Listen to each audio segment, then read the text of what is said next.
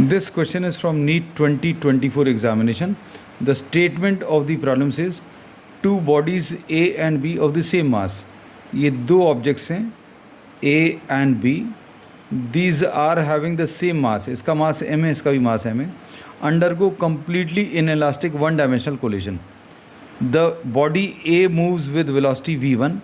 The body A is moving with a velocity v1, while the body B is at rest. अब ये जो है body B ये rest पर है, मतलब इसकी वेलोसिटी ज़ीरो है और इनका इन इलास्टिक कोलिजन हो रहा है.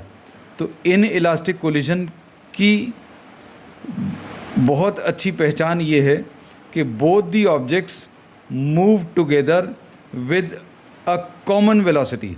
Both the objects stick together और one object becomes a part of the other and move with a common velocity, है ना. अब इसमें while the body B is at rest before collision, the velocity of the system after collision is v2.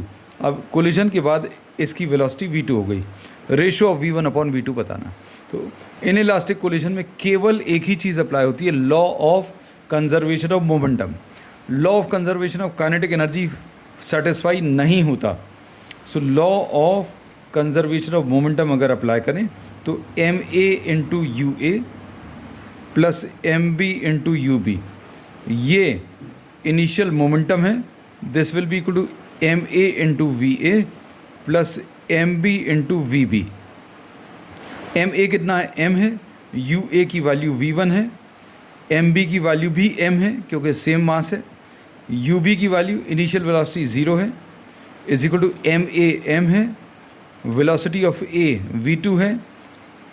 Mass of the second object is m and velocity is v2 because both the objects are moving with the same velocity. So m into v1 plus 0 will be equal to m into v2 plus m into v2, मतलब ये 2m v2 आ जाएगा. अब इसमें m और m cancel होगा और हमें v1 upon v2 बताना है. तो v1 अपॉन v2 की वैल्यू 2 अपॉन 1 आएगी. And this is given in the fourth option.